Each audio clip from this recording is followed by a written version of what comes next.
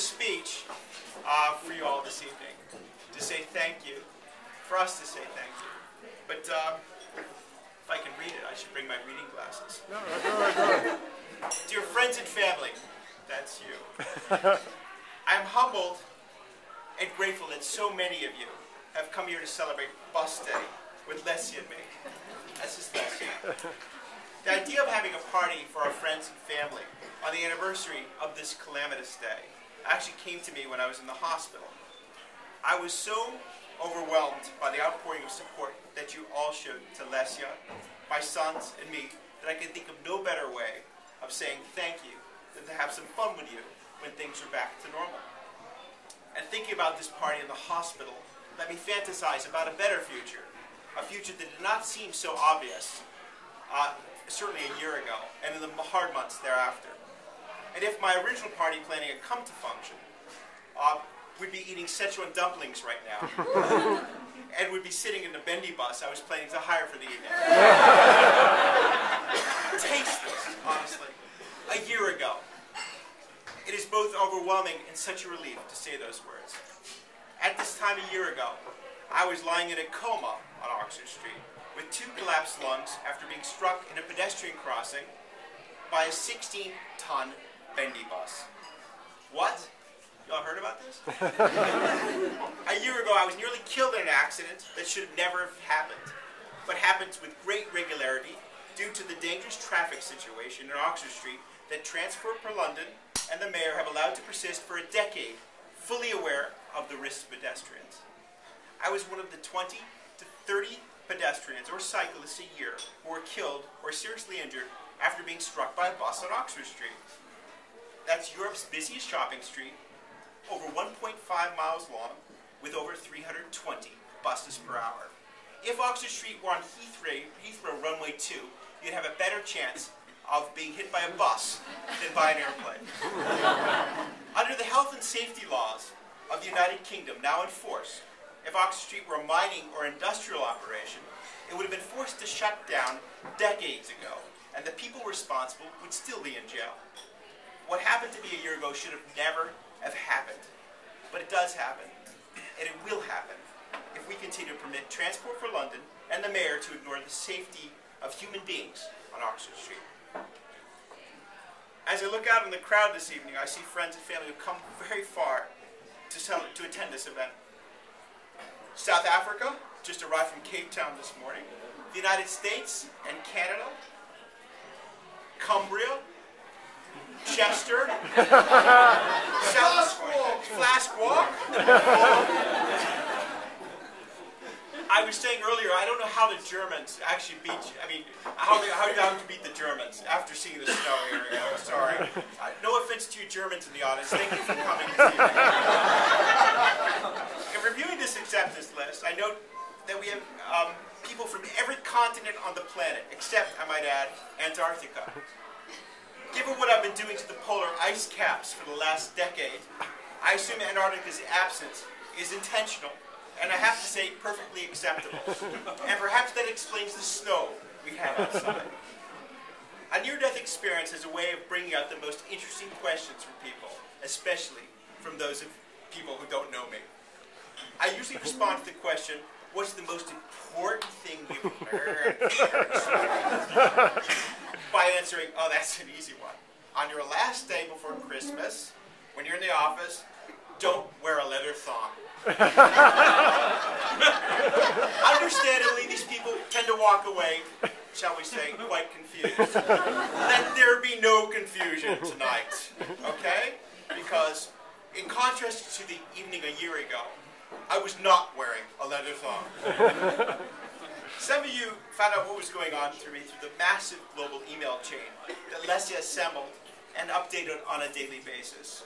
Having read those emails, it appears that my saga became last year's running Christmas soap opera. I promise you that I did not pull out my nasal gastric feeding tubes or my trach tube just to add spice to the drama. It occurred to me that despite these incredible interlinked and modern world that we all live in, we still communicate the same way cavemen did. We beat our drums and we listen to the other drums. Essentially, the space-age communications network that unites our world runs on this Neolithic operating principle. And it works. I remain impressed by how many people from so many places, the US and Canada, Ukraine, Belarus, Japan, Singapore, South Africa, Australia, Cumbria, contacted me in the hospital.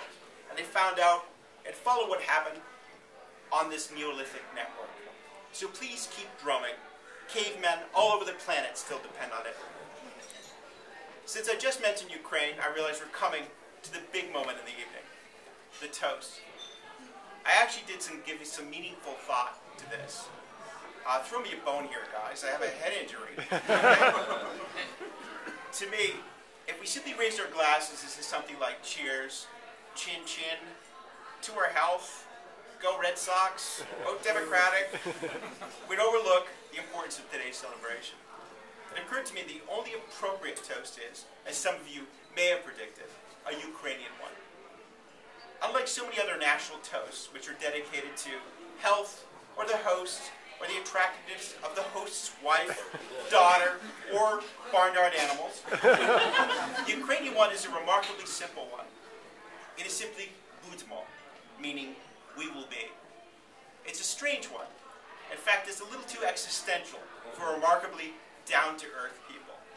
Budmo, we will be. And what does it really mean? Given my past experience of nights out in Ukraine, it seems to me that Demi Bully, where were we? Would be a much better national term. But over the past year, the significance and appropriateness of budmo has dawned upon me. And by the way, life's lessons don't come cheap in Ukraine either. Pondering the reality of my near death, I'll just throw that out there, I couldn't help but think about the meaning of life and where we might go after our time on earth has come to an end.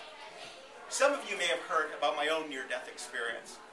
Yet, as mystical and as profound as that memory still seems to me, I'm none the wiser about the answer to the big question. But, as you do, I've developed my own personal perspective. I don't know if we go anywhere, but I do know one thing. When we remember others, we allow them to live again within us. I have no doubt that in my time of need, I was remembered, and that action brought me back to life within those who did so. And perhaps, just maybe, for real. I think this must be the case, because I can't think of any other reason to explain why I'm here with you today. And so the toast, budmo, we will be, is entirely appropriate. I want to thank you for honoring this day with Lesia and me. We will always remember the hopes and prayers you showered upon us a year ago, and those memories will always be with us. We are completely humbled and eternally grateful. Thank you. So please raise your glasses, and let's say budmo loud enough for all the cavemen in the world to hear it. Budmo. Budmo!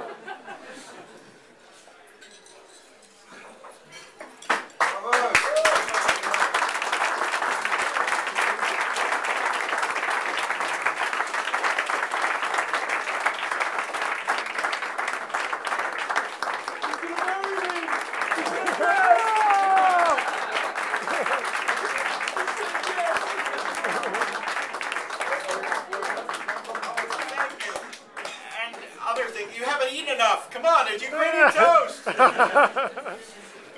think not with the voice. Cheers. Thank you, Steve. Maybe pan the. Nice job, Tom. It's good. You nailed it. Pardon? It's amazing to think how far you've come. Yeah. Budmo.